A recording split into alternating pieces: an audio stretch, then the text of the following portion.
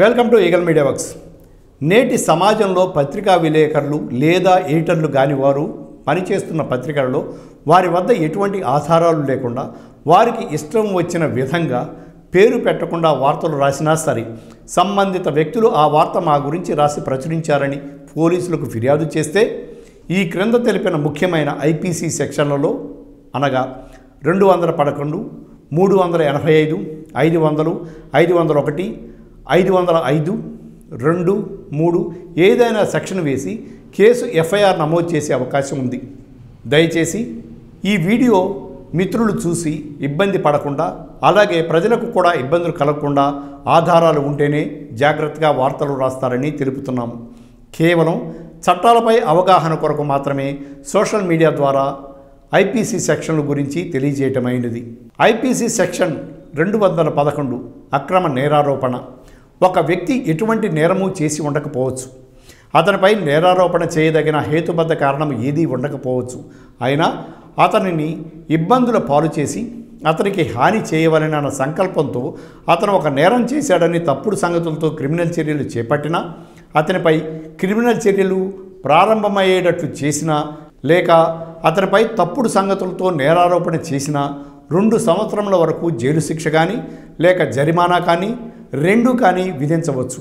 అదే సందర్భంలో అబద్ధపు ఆరోపణలతో చేపట్టబడిన క్రిమినల్ చర్యలు కనుక మరణశిక్ష కానీ లేక 7 సంవత్సరముల కన్నా ఎక్కువ శిక్ష విధింపదగిన నేరమునకు సంబంధించినవి అయినట్లయితే 7 సంవత్సరముల వరకు జైలు శిక్ష విధించబడుతుంది. అంతేగాక జరిమానా కూడా విధించబడుతుంది. ఐపీసీ సెక్షన్ 385 భయభ్రాంతులను చేసి జులుం చేయ ప్రయత్నించటం. ఒక వ్యక్తిని బలాత్కారం చేయబోయే సందర్భంలో ఎవరైనా భయభ్రాంతులకు గురి చేసినా, భయభ్రాంతులకు గురి చేసేందుకు ప్రయత్నించినా 2 సంవత్సరాల వరకు జైలు శిక్ష కానీ లేక జరిమానా కానీ లేక 2 కానీ విధించవచ్చు. సెక్షన్ 383 ఈ సెక్షన్కు కొంత తేడా ఉంది.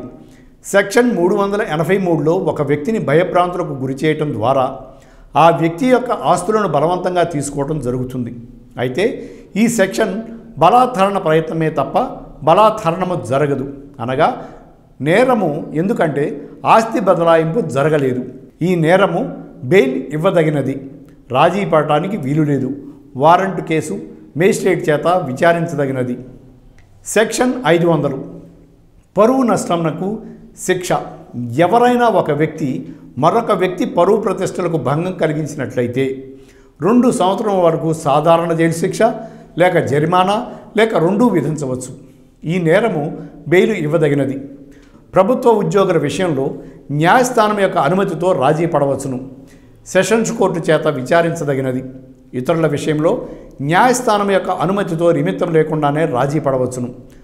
వారెంటు కేసు మొదటి తరగతి మేజిస్ట్రేట్ చేత విచారించదగినది, కాగ్నిజబుల్ కాదు.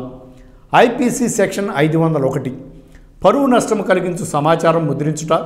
ఒక వ్యక్తి పరువు ప్రతిష్టలను దెబ్బతీసేందుకు సంకల్పించబడిన విషయమును లేక పరువు ప్రతిష్టలను దెబ్బతీసేందుకు అవకాశమున్న విషయమును ఎవరైనా ముద్రించినట్లయితే 2 సంవత్సరాల వరకు సాధారణ జైలు శిక్ష లేక జరిమానా లేక 2 విధించవచ్చు. కేవలము ఏదైనా విషయము లేక వార్త లేక సమాచారంను ముద్రించడం ద్వారా పరువు నష్టమునకు పాల్పడు సందర్భములకు ఈ సెక్షన్ అన్వయిస్తుంది. ఈ నేరము బెయిల్ ఇవ్వదగినది. ప్రభుత్వోద్యోగుల విషయంలో న్యాయస్థానం యొక్క అనుమతితో రాజీ పడవచ్చును. సెషన్స్ కోర్టు చేత విచారింపదగినది. ఇతరుల విషయంలో న్యాయస్థానం యొక్క అనుమతితో నిమిత్తం లేకుండానే రాజీ పడవచ్చును. మొదటి తరగతి మేజిస్ట్రేట్ చేత విచారింపదగినది, కాగ్నిజబుల్ కాదు. సెక్షన్ 505 ప్రజలను రెచ్చగొట్టు చర్యలకు పాల్పడటం.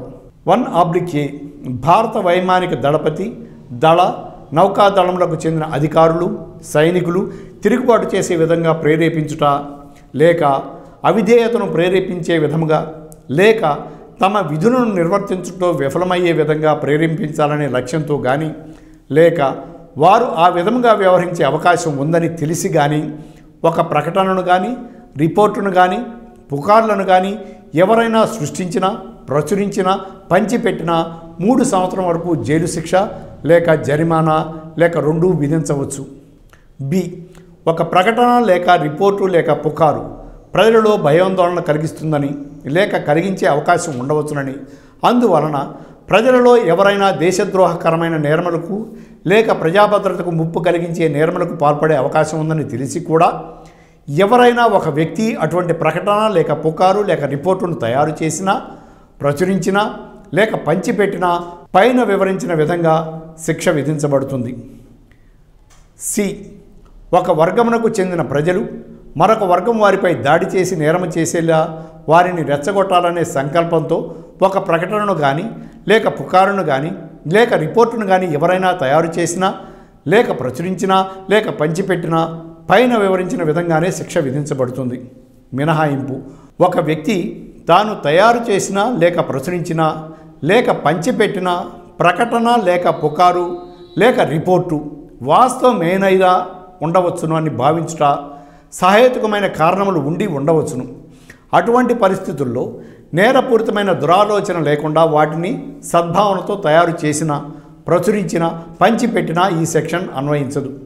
సెక్షన్ 2 మత ప్రాతిపదిక పైన, జాతి ప్రాతిపదిక పైన, పుట్టిన స్థలము ప్రాతిపదిక పైన లేక నివాసం ఉంటున్న ప్రాతిపదిక పైన లేక భాష, కులము లేక వర్గము వంటి ఇతర కారణములపై విభిన్న మతాలు, జాతుల, భాషల, ప్రాంతీయ వర్గముల మధ్య లేక కులముల మధ్య లేక తెగల మధ్య శత్రుభావనమును లేక ద్వేషభావనమును లేక అపనమ్మకమును రెచ్చగొట్టే విధముగా పుకార్లతో కూడిన ప్రకటనలను, రిపోర్టులను ఎవరైనా ప్రచురించినా, తయారు చేసినా లేక పంచిపెట్టినా 3 సంవత్సరాల వరకు జైలు శిక్ష కానీ లేక జరిమానా కానీ 2 కానీ విధించవచ్చు.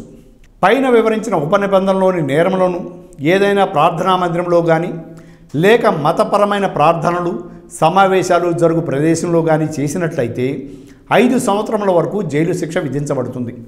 జరిమానా కూడా విధించబడుతుంది. ఈ సెక్షన్ కొన్ని రకముల వార్తల ప్రచారము, ప్రచురణలపై ఆంక్షలు విధిస్తున్నందున ఇది పత్రికా స్వేచ్ఛకు, రాజ్యాంగము ప్రసాదించిన భావ ప్రకటన స్వేచ్ఛకు ప్రతిబంధకమని, అందువలన అది రాజ్యాంగ విరుద్ధమని తొలుత భావింపబడింది. అయితే భారతదేశ సంరక్షణ సమగ్రతల దృష్ట్యా, అంటే ప్రాథమిక హక్కులపై సమంజసమైన పరిమితులు విధించుట సమంజసమేనని, ఈ సెక్షన్లోని నేరములు కూడా వాటి పరిధిలోకి వస్తాయని, అందువలన రాజ్యాంగ విరుద్ధము కాదని సుప్రీంకోర్టు తీర్పునిచ్చింది. ఈ నేరము బెయిలు ఇవ్వతగినది, రాజీ పడుటకు వీలు లేనిది, వారంటు కేసు మొదటి తరగతి మేజిస్ట్రేట్ చేత విచారించదగినది, కాగ్నిజబుల్ కాదు. Thanks for watching eagle media works. Like and subscribe Eagle Media Works.